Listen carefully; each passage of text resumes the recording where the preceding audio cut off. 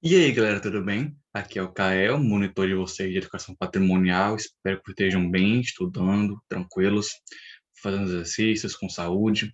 E hoje a gente vai prosseguir nossas aulas de conceitos, né, de alguns conceitos importantes para vocês entenderem o que são patrimônios, o que é cultura, o que é a preservação e conservação de patrimônio, certo? E a gente vai falar hoje nessa aula sobre os patrimônios imateriais, né? Na aula passada eu falei um pouco mais especificamente sobre patrimônios materiais, né, sobre monumentos, e agora a gente vai falar um pouquinho sobre os patrimônios imateriais, o que são, o conceito. E além disso, eu vou também fazer um parênteses para falar um pouquinho sobre como os patrimônios, tanto materiais como materiais, eles são catalogados, né? São catalogados, são analisados, né? Pelos órgãos públicos. Eu sei que parece ser uma coisa meio distante, uma coisa meio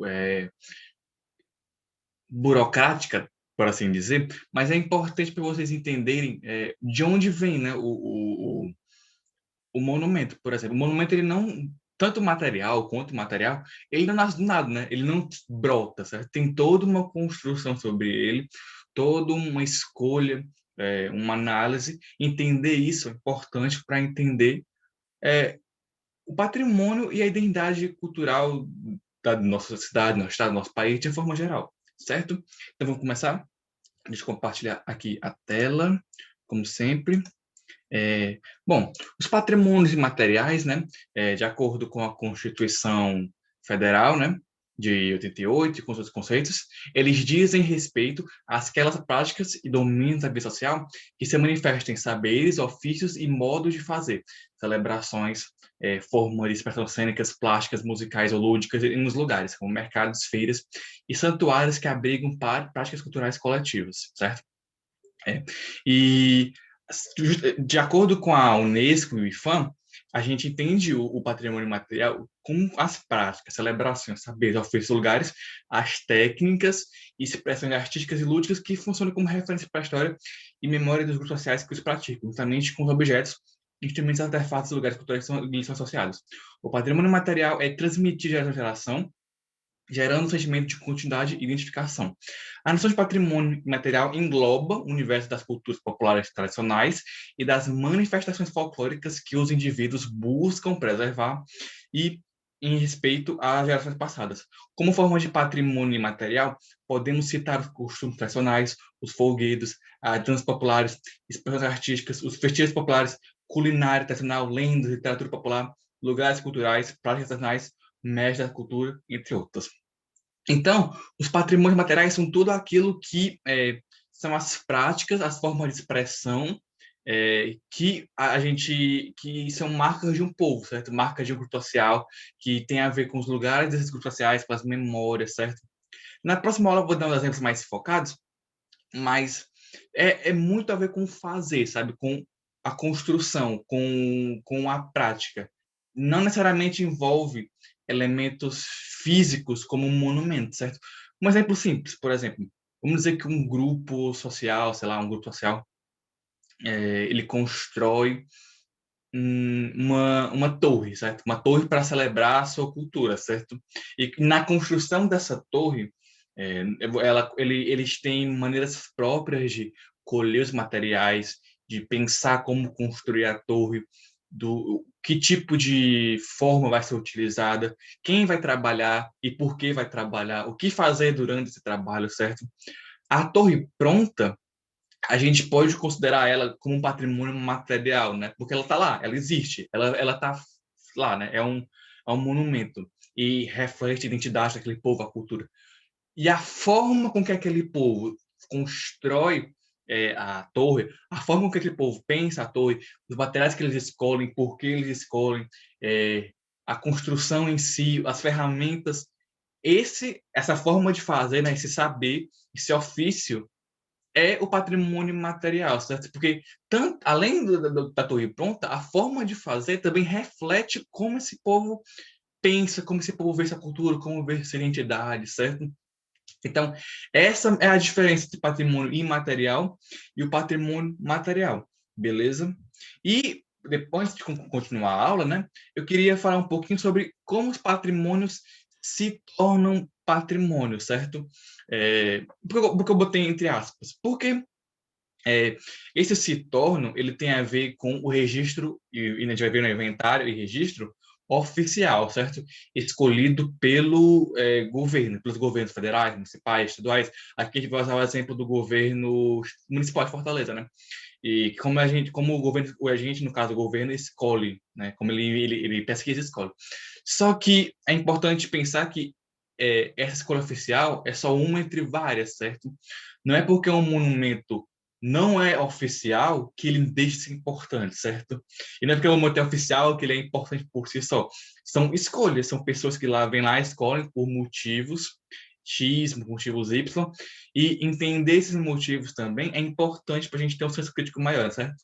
Então, só deixar isso claro. Mas como o governo, né, como as autoridades escolhem os patrimônios, né, como os patrimônios são oficializados, certo?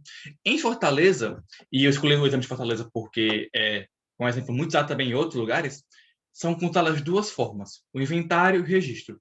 Fazer o inventário de bem cultural é realizar, através de métodos técnicos e científicos adequados, um minucioso levantamento descritivo e documental de um bem cultural, identificando os significados atribuídos a ele e produzindo o que servirá de subsídio para o planejamento de políticas públicas, para a mobilização dos grupos envolvidos e, quando for o caso, para a fundamentação do processo de registro. Para preservar o bem cultural, é importante não somente saber sua existência, mas principalmente conhecer as formas como ele se manifesta, como tem sido transmitido entre as gerações, onde é praticado, as transformações sofridas ao longo dos tempos, as principais dificuldades encontradas para sua prática de difusão, quem são os grupos sociais e sujeitos que mantêm tradição, entre outras informações. Então, no exemplo da ator que a gente usou, né, é, no caso, os pesquisadores, né, eles vão fazer um inventário, no caso, de quem construiu a torre, que materiais foram utilizados, como a torre foi construída, por que ela foi construída, quem é o povo por trás dessa construção, certo? Por que a torre foi construída lá e não em outro lugar, certo? Qual é a história desse povo com a torre em si, beleza? E essas informações, como eles construíram antes e como eles construíram agora. Então, fazer um inventário, esse inventário de bem cultural, é justamente fazer esse levantamento de tudo que envolve o bem cultural, seja ele material e imaterial, certo? Isso independe do tipo, certo? Inventário é justamente isso, fazer esse levantamento descritivo documental, beleza? E o registro, no caso, é, é o registro, né? Tipo, no caso, é você registrar, tornar isso público, certo? No Brasil, o registro de bens culturais imateriais, no caso, foi instituído pelo decreto número 3.551, do dia 4 de agosto de 2000, buscando atender à demanda por medidas de preservação e valorização do patrimônio material, certo? E esse pedido de registro, ele pode ser realizado por qualquer cidadão ou município. Então, qualquer pessoa, tecnicamente, pode ir lá preencher, né, o formulário lá e pedir o registro, certo? E aí, a partir desse registro sendo aceitado, né, que ele é visto no caso, né, o registro de Fortaleza, ele é visto pela Secult4, pela Secretaria de Cultura de Fortaleza, e que eles abrem o processo, e se for aceito, o bem ele pode ser escrito em um ou mais livros, certo? E eu vou falar desses livros agora. O primeiro é o livro dos Saberes, que é destinado à descrição dos conhecimentos e do modo de fazer, das comunidades. Segundo, o livro de registro de celebrações, destinado à questão de rituais e festas que marcam a vivência coletiva do trabalho, religiosidade e entretenimento das práticas sociais. O registro esse, que é o livro de registro da forma de expressão, que é destinado à inscrição das manifestações literárias, musicais, plásticas, cenas e lúdicas. O quarto, o livro de registro de lugares, destinado à inscrição dos mercados, das feiras atuárias, praças e demais espaços onde se concentram e reproduzem práticas culturais coletivas. Livro 5, livro de patrimônio vivo, destinado à inscrição de pessoas que detêm conhecimentos, práticas ou técnicas que contribuem para a preservação da memória e da pluralidade artística e culturais fortalecentes. Você não precisa decorar isso, tipo, para prova, nem nada disso, certo? Eu quero que vocês só entendam que existem tipos diferentes de saberes e práticas culturais e cada tipo ele é colocado no seu livro específico, certo? Justamente porque tem uma variedade gigantesca de saberes, de práticas, de lugares, pessoas, e cada um é catalogado de acordo, certo? Então, é isso que eu quero que vocês foquem. E é importante, né, para encerrar a a aula de hoje, que a inscrição do livro de registro tem sido como referência à continuidade histórica do bem e a sua importância da memória, a identidade e formação da sociedade, no caso, né, fortalezense, né, já que a gente está falando do patrimônio de Fortaleza, certo? O registro é fruto do trabalho de identificação e produção de conhecimento sobre os bens materiais a partir de um profundo trabalho de pesquisa e documentação da história da manifestação. E é sabido que as expressões culturais, as tradições se modificam ao longo do tempo. Assim, ao contrário do tombamento, o registro do bem material não funciona como um instrumento de tutela ou de acatelamento que pretende conservar as informações. Ele é um instrumento de reconhecimento e valorização de um bem cultural, que, além de atribuir o título de Patrimônio Cultural de Fortaleza, tem como objetivo a produção de conhecimentos e o apoio à sua ampla divulgação e promoção, contribuindo para o reconhecimento e envolvimento da sociedade da sua preservação. Então, diferente do bem material, eu vou usar o exemplo de novo da torre, né, que a gente falou, quando a gente faz a catalogação do bem imaterial, não existe a parada do tombamento, certo? Como a gente sabe, né, o tombamento, ele é feito para você conservar e preservar o bem da forma como ele está lá, né? Então, se a nossa torre, que a gente está falando, fosse tombada, ela tem que ser, teria que ser mantida como ela está, igual, certo? Sem modificações estruturais, nada. No máximo, alguma parada para obra para conservar daquele estado lá. Só que é, expressões culturais, manifestações culturais, tradições, elas se mudam ao longo do tempo, né? A forma com que o nosso povo constrói torres há 150 anos atrás, ela mudou da forma que constrói agora, certo? Então, quando existe alguma catalogação, registro de bens imateriais, certo? Como tradições, culturas, o ponto não conservar esse modo de fazer, para eles ficarem fazendo para sempre a mesma coisa igual. E sim é, reconhecer esse modo de fazer, esse saber, e valorizar esse saber como integrante da cultura de Fortaleza, certo? E aí isso serve para todos os lugares, cultura do Brasil, do mundo, etc, certo? Então, existe essa diferença bastante grande como a gente preserva o bem imaterial e o bem material, certo? Os bens materiais, quando a gente preserva e registra, eles não...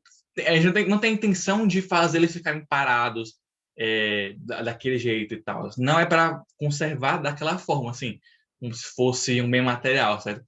E sim uma forma de reconhecer e valorizar o bem cultural que está sendo preservado. Beleza? Então, esse pessoal, espero ter entendido. Eu falei um pouco sobre os materiais, o conceito e como, e também queria separar um pouquinho justamente para falar de como a gente é, cataloga e registra patrimônio, certo? E aí, nas próximas aulas, eu vou falar um pouquinho sobre o exemplo, né, de patrimônio material, e aí seguir o conteúdo, beleza? Espero ter entendido, espero que a aula tenha fluído bem. A gente se vê semana que vem, beleza? Valeu!